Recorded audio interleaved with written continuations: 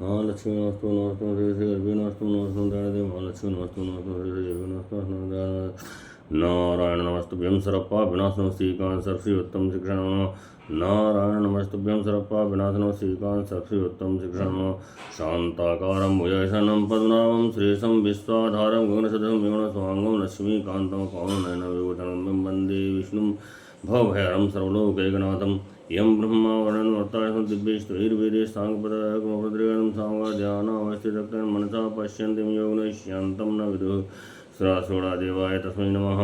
वसुदेवसुतं देवं कंसचाणूरमर्दनं देवकी परमानन्दं कृष्णं वन्दे जगद्गुरुं ओं श्री परमात्मने नमः।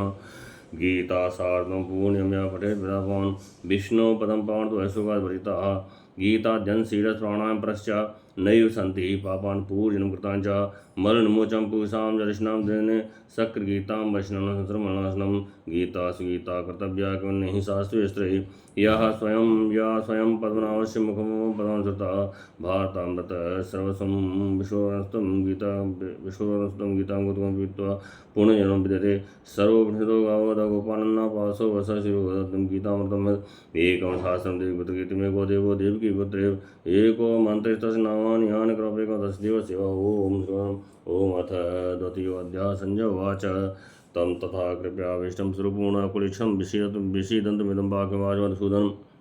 संजय बोले, उस प्रकार कणाओं से व्याप्त और आंसुओं से पूर्ण तथा व्याकुल नेत्रों वाले शोकयुक्त सर्जन के प्रति भगवान मधुसूदन ने यह वचन कहा। श्री भगवान वाच कुतिस्त्वा कस्मिन्विदं विस्मय समुपस्थितं अनार्यजुष्टं स्वर्गं कीर्त कर्मर्जुनम। शिवान बोले, हे अर्जुन, तुझे इस समय में ये मोह किस हेतु से प्राप्त हुआ है? क्योंकि ना तो यह श्रेष्ठ पुरुषों द्वारा आचरित है, न स्वर्ग को देने वाला है और न कीर्त को करने वाला है।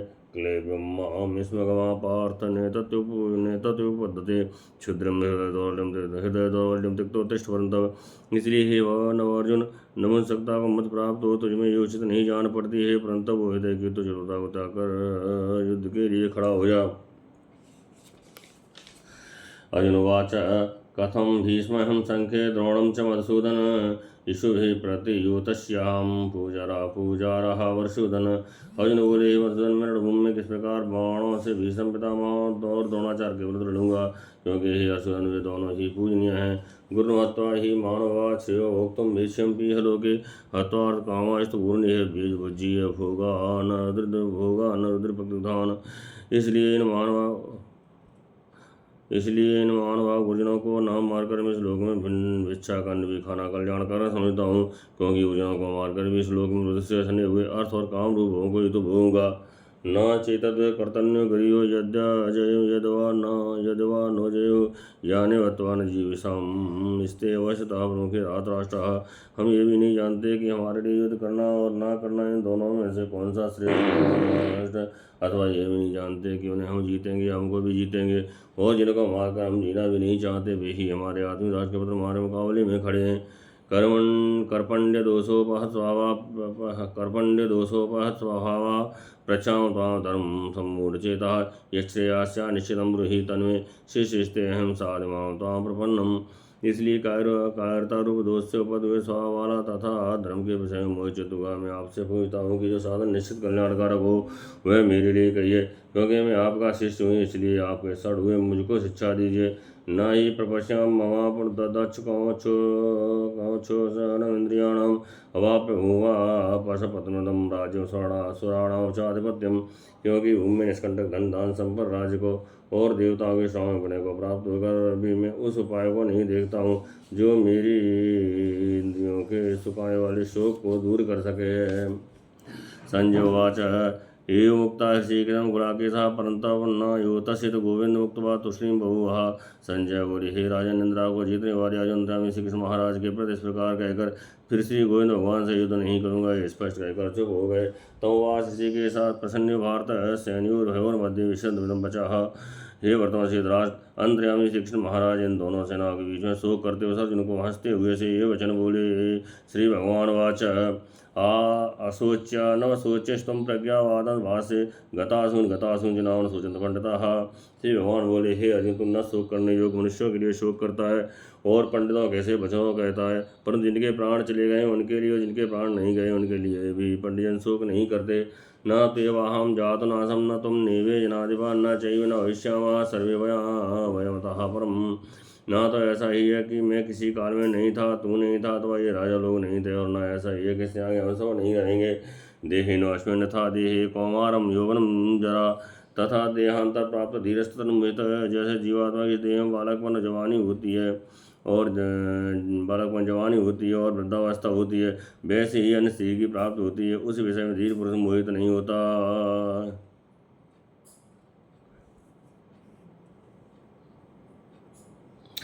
मात्रा स्पर्शास्तु कौन्तेय शीतोष्ण सुख दुखदाः आगमा पायनो नित्या भारत।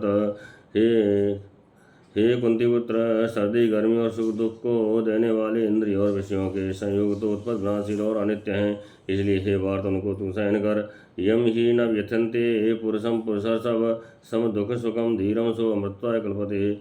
क्योंकि हे पुरुष श्रेष्ठ, दुख सुख को समान समझने वाले जिस धीर पुरुष को ये इंद्रिय और विषयों के संयोग व्याकुल नहीं करते मोक्ष के योग होता है। नास्तो विद्यते भावो न भावो विद्यते सतः उभयोरपि दृष्टो अंतस्तदर्शिवे। अस्तु वस्तु की तो सत्ता नहीं और सत का अभाव नहीं है। इस प्रकार इन दोनों का ही तत्वज्ञानी पुरुषों द्वारा देखा गया है। अविनाशं तद्वेन सर्वमिदं ततं विनाशं व्ययस्यास्य न कश्चित् कर्तुमर्हति। नाश रहता तो उसको जान जिससे संपूर्ण जगत 10 वर्ग व्याप्त है। इस अविनाशी का विनाश करने में कोई भी समर्थ नहीं है। अंतमंते में देहा नित्यस्योक्तः शरीरणः अनाशिनो प्रमेयस्य तस्माद् भारत। इस नाश रहता प्रमेय नित्य स्वरूप जीवात्मा के ये सब शरीर नाशवान कहे गए हैं। इसलिए ही वर्तमान अर्जुन तो युद्ध कर। यह एनम वेद अंतारम यच्चन्नम मन्नते अतम उभहुतौ न विजानीतो नायम अंते न अन्यते। जो इस आत्मा को मरने वाला समझता है तथा इसको मरा मानता है, वे दोनों ही नहीं जानते। क्योंकि आत्मा वास्तव में ना तो किसी को मारता न किसी के द्वारा मारा जाता है। न जायते म्रियते वा कदाचिन्नायं भूत्वा होता वा न भूयात् अजो नित्यः शाश्वतोऽयं प्राणो नान्यते अन्यमाने शरीरे। यह आत्मा किसी काल में भी ना तो जन्मता है और न मरता ही है तथा न ये उत्पन्न होकर फिर होने वाला ही है। क्योंकि यह जन्मा नित्य सनातन और पुरातन है, शरीर के मारे जाने पर भी यह नहीं मारा जाता। वेदा विनाशनम नित्यम व नित्यम ययनम जम व्ययम कथम स पुरुषः पार्थकम बाध्यते अंतकम। हे प्रतापवत अर्जुन, जो पुरुष इस आत्मा को नाशरत नित्य जन्म और अव्यय जानता है, वह पुरुष कैसे किसको मरवाता है और कैसे किसको मारता है। बांसा जीर्णानि यथा व्याहे नवान गृहात नरो प्राण तथा श्रीणान व्याहे जीर्णान्यान संयातवान देही। जैसे मनुष्य पुराने वस्त्रों को त्याग कर दूसरे नए वस्त्रों को ग्रहण करता है, वैसे ही जीवात्मा पुराने शरीर को त्याग कर दूसरे नए शरीर को प्राप्त होता है। नैनम सिद्धं सत्राण नैनम दहित पावका न चैनम क्लेदन त्यापो न शोषित मारता। इस आत्मा को शस्त्र नहीं काट सकते, इसको आग नहीं जला सकती, इसको जल नहीं गला सकता और वायु नहीं सुखा सकता।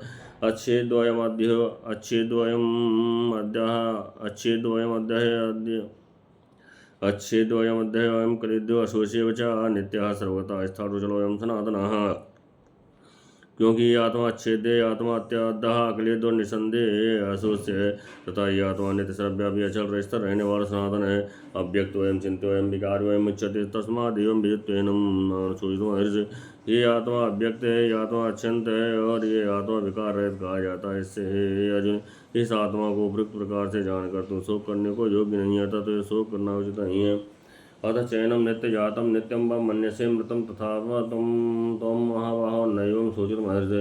किंतु यदि तुम इस आत्मा को सदा जन्मने वाला तथा सदा मरने वाला मानता हो, तो भी हे महाबाहो तुम इस प्रकार शोक करने को योग्य नहीं है। जाता सी ध्रुव मृद्रुवम जन्म मृतस्य च तस्माद् न तुम सूचित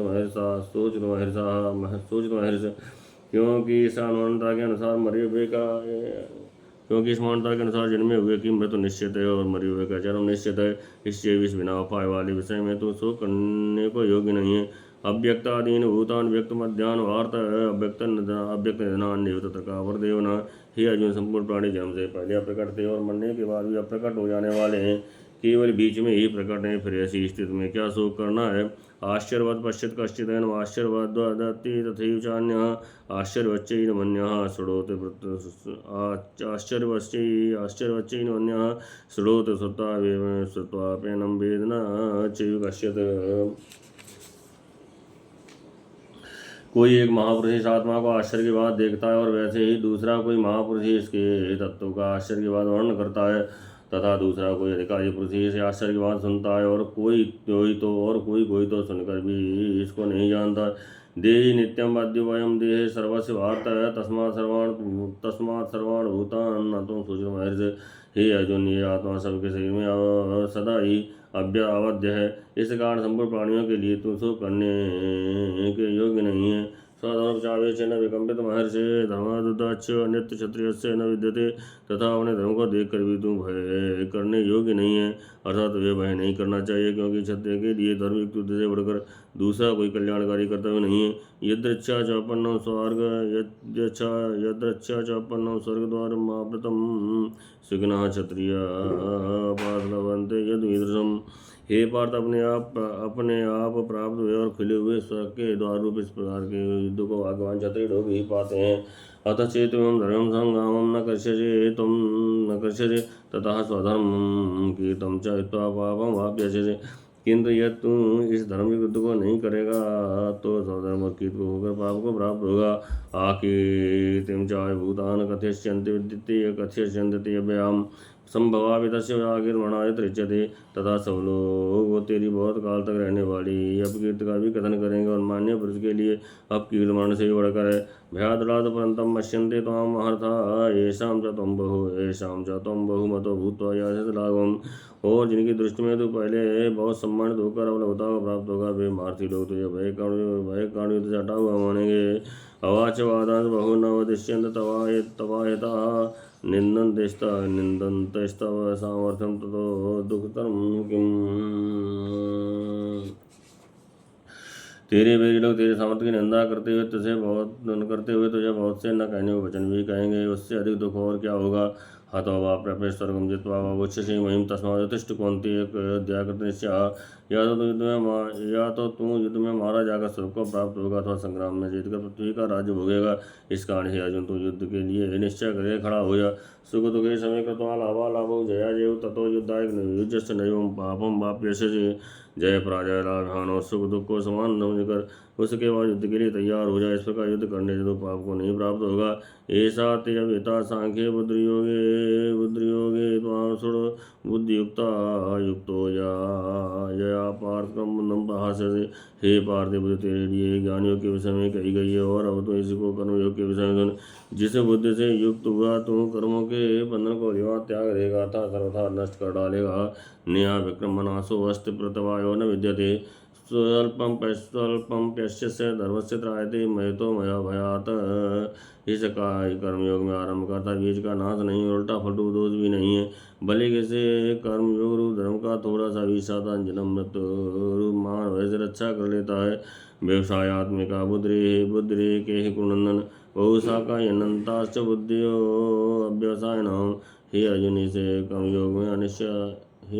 कर्मयोग में निश्चयात्मक बुद्धि एक ही होती है। एक दस्ते विचार वाले विवेकहीन है। सका मनुष्य की बुद्धियाँ निश्चय ही बहुत भेदों वाली और अनंत होती हैं। यां पुष्पितां वाचं प्रवदन्त विपश्यतः वेदवादतः प्रार्थनान्यदृष्टिवादिनः कामात्मनः स्वर्गपराजनं फलप्रदां क्रियाविशेषबहुलां योगेश्वर गतिं प्रति योगेश्वर प्रसक्तानां तया प्रहत्येषां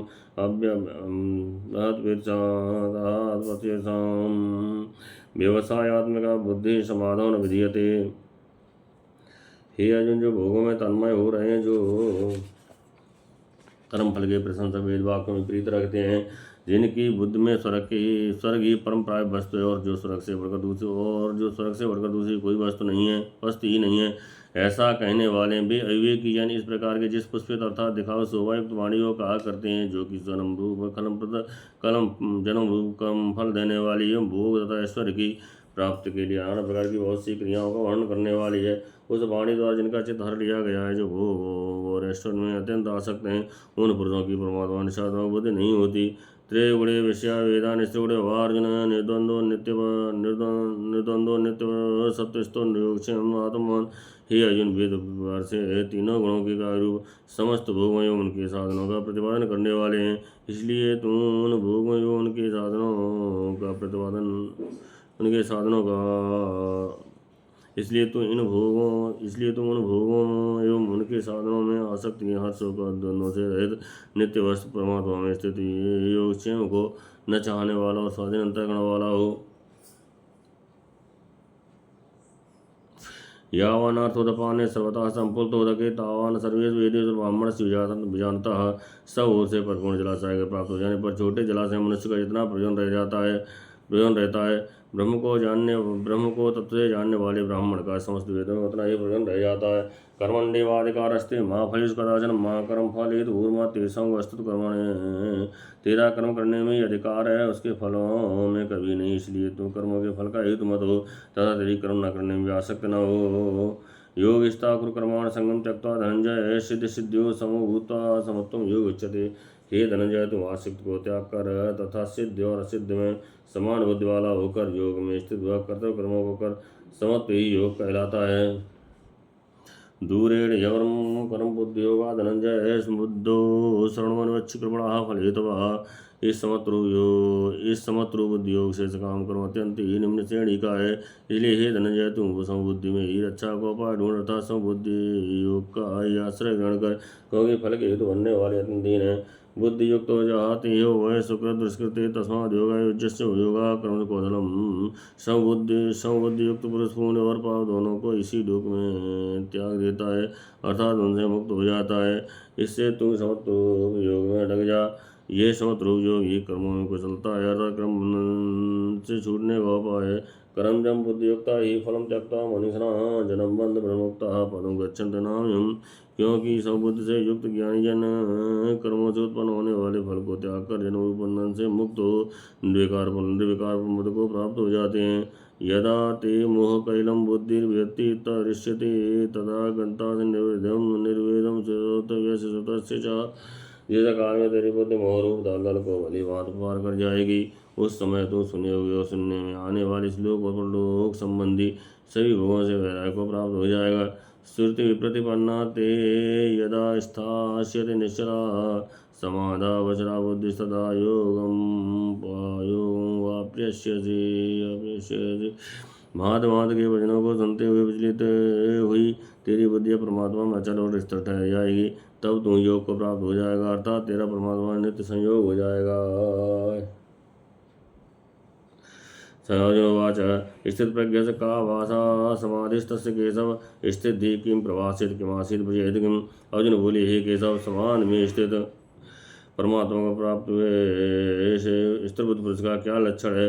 वह स्थिरबुद्ध पुरुष कैसे बोलता है, कैसे बैठता और कैसे चलता है? श्री भगवान वाच प्रजहात यदा कामान सर्वान् पार्थ मनोगतान् आत्मन्येवात्मना तुष्टा स्थितप्रज्ञो तदुच्यते।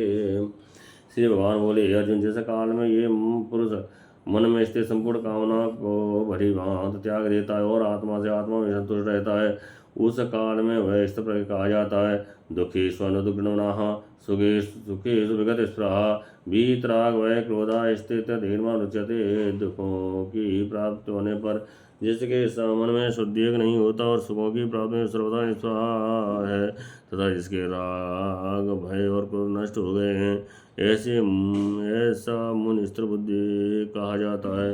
यह सर्वत्र न स्नेहस्तत् प्राप्य सुभाषुम नावनंदत न द्वेष्टा तस्य प्रज्ञा प्रतिष्ठा। जो पुरुष सर्वत्र स्नेह रहित हुआ उस शुभ या अशुभ वस्तु को प्राप्त होकर न प्रसन्न होता है और न द्वेष करता है, उसकी बुद्धि स्थिर है। यदा संहते चायं कुरु अंगानि सर्वशः इंद्रियाणि व्यस्तस्य प्रज्ञा प्रतिष्ठा। और कछुआ चबूर से अपने अंगों को जैसे समेट लेता है, वैसे ही जब यह पुरुष इंद्रियों के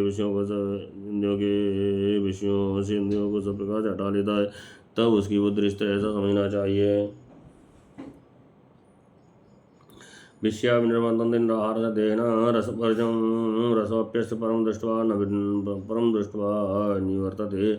इंद्रियों के द्वारा विषयों को ग्रहण न करने वाले पुरुष के भी केवल विषय निवृत्त हो जाते हैं, परंतु उनमें रहने वाली आसक्ति निवृत्त नहीं होती। इस स्तर पर पुरुष की तो आसक्ति भी परमात्मा के निवृत्त हो जाती है। यततो यपि कौन्तेय पुरुषस्य विपश्यतः इंद्रियान् प्रमाथीन पतन हरन्ति प्रथम मनः। हे अर्जुन, आसक्ति का नाश न होने के कारण ये प्रथम स्वभाव वाली इंद्रियां यत्न करते हुए बुद्धिमान पुरुष के मन को भी बलात् हर लेती हैं। तान श्रवाण संयम युक्त आसीत् मत्परः बसे ही यस्येन्द्रियान् तस्य प्रज्ञा प्रतिष्ठिता। इसलिए साधक को चाहिए कि वह उन संपूर्ण इंद्रियों को बस में करके समाचित हुआ मेरे प्राण होकर ध्यान में बैठे, क्योंकि जिस पुरुष की इंद्रियां बस में होती हैं उसी की बुद्धि स्थिर हो जाती है। ध्यायतो विषयानुपसः संगिष्टिषु जायते संगात् संजायते कामः कामात् क्रोधो अभिजायते। विषयों का चिंतन न करने वाले पुरुष की उन विषयों का चिंतन करने वाले पुरुष की उन विषयों में आसक्त हो जाती है। आसक्ति उन विषयों की कामना उत्पन्न होती है और कामना में बिगड़ पड़ने से क्रोध उत्पन्न होता है। क्रोधात् वध सम्मोहात् स्मृति विभ्रमः स्मृति भ्रंशात् बुद्धिनाशात् प्रणश्यते। क्रोध से अत्यंत मूढ़ भाव उत्पन्न हो जाता है। मूढ़ भाव से स्मृति में भ्रम हो जाता है। स्मृति में भ्रम हो जाने से बुद्धि अर्थात ज्ञान शक्ति का नाश हो जाता है और बुद्धि का नाश हो जाने से पुरुष अपनी स्थिति से गिर जाता है। राग द्वेष युक्तेस्तु विषयान इंद्रियश्चरण आत्मविवशीर्विधेयात्मा प्रसाद अधिगच्छति। परंतु अपने अधीन किए हुए अंतःकरण वाला साधक अपने वश में की हुई राग द्वेष से रहित इंद्रियों द्वारा विषयों में विचरण करता हुआ अंतःकरण की प्रसन्नता को प्राप्त होता है। सारे सर्वदुखाना आनस्य बजायते प्रसन्न चेतो यशु बुद्धि परिवर्तिष्ठते।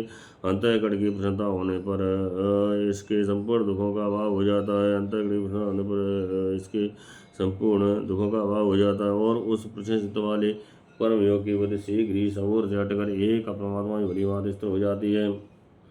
नास्ति बुद्धियुक्तस्य नाचा युक्त स्वभावना नाचा भावयतः शांतस्य कुतः सुखम। न जीते हुए मन और इंद्रियों वाले पुरुष में निषादक बुद्धि नहीं होती और उस अयुक्त मनुष्य के अंतःकरण में भावना भी नहीं होती अतः भावनाहीन मनुष्य को शांत नहीं मिलती और शांत रहित मनुष्य को सुख कैसे मिल सकता है। इंद्रियाणाम हि प्रचरतां यन मनो अनुविधीयते तदस्य हरते प्रज्ञां वायुर्नाम यां वसे।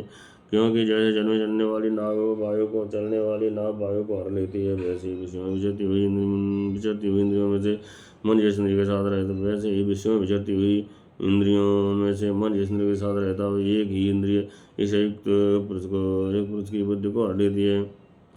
तस्मादस्य महाभाव निगृहीतान् सर्वशः इंद्रियाणि इंद्रियार्थि व्यस्तस्य प्रज्ञा प्रतिष्ठिता। इसलिए हे महाभाव, इस पुरुष की इंद्रियों के विषयों से सब प्रकार निग्रह की हुई है, उसकी बुद्धि स्थिर है। या निशा सर्वभूतानां तस्यां जागृत संयमी यस्यां जागृत भूतानि सा निशा पश्यतो मुनिः। संपूर्ण प्राणियों के लिए जो रात्रि के समान है उस नित्य ज्ञान स्वरूप परमानंद की प्राप्त में स्थित प्रज्ञ योगी जागता है और जिस नाशवान संसार की प्राप्त में सब प्राणी जागते हैं। परमात्मा के तत्व को जानने वाले मन के लिए रात्रि के समान है। आपूर्यमाण अचल प्रतिष्ठम समुद्रमापः प्रवसन्ति यद्वत् तद्वत् कामा जम प्रवसंत सर्वे सा शांत मापनोत न काम कामी। जैसे नाना नदियों के जल सब ओर से परिपूर्ण अचल प्रतिष्ठा वाले समुद्र में उसको विचलित न करते हुए ही समा जाते हैं, वैसे ही सब भोग जिस स्थित पुरुष में किसी प्रकार विकार उत्पन्न किए बिना ही समा जाते हैं, वही पुरुष ब्रह्म शांति को प्राप्त होता है, भोग को चाहने वाला नहीं। व्याय कामान्या श्रवण उपासित निस्पृह निर्मम अहंकार सा शांति अधिगच्छति। जो पुरुष संपूर्ण कामनाओं को त्याग कर ममता रहित अहंकार रहित और स्पृहा रहित हुआ विचरता है वही शांति को प्राप्त होता है, अर्थात वह शांति को प्राप्त होता है।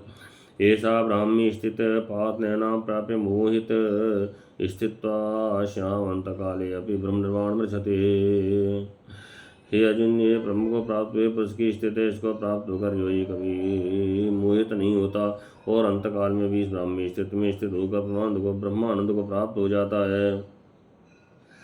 ओम तत्सदित श्रीमद्भगवद्गीतासुपनिषत् ब्रह्मविद्यां योगशास्त्रे श्रीकृष्णसंवादे सांख्ययोगो नाम द्वितीयोऽध्यायः समाप्तः। ओम जय भगवद्गीते मैया जय भगवद्गीते हरहि कमल विहारण हरहि कमल विहारण सुंदर सुपनीते। ओम जय भगवद्गीते कर्म सुमर्म प्रकाशिनी काम शक्ति हरा मैया काम शक्ति हरा तत्वज्ञान विकासिन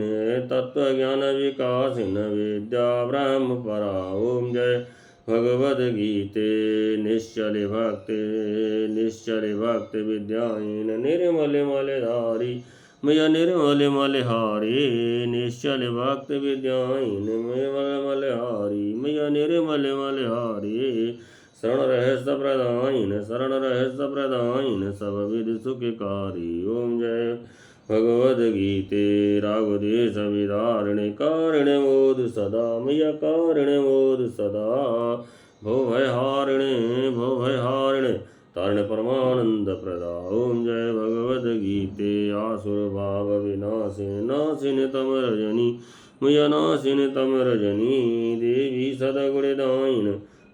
सदगुणदायिन हरिरसिका सजनी। ओम जय भगवद्गीते समता त्याग सिखावने हर मुख की वाणी मैया हर मुख की वाणी सकल शास्त्र के स्वामिन सतियों की रानी। ओम जय भगवद्गीते दया सुधा बरसावनी मातु कृपा की जय मैया मातु कृपा की जय हरिपद प्रेम दान कर अपनों कर लीजय। ओम जय भगवद्गीते ओम जय भगवद्गीते मैया जय भगवद्गीते हरहि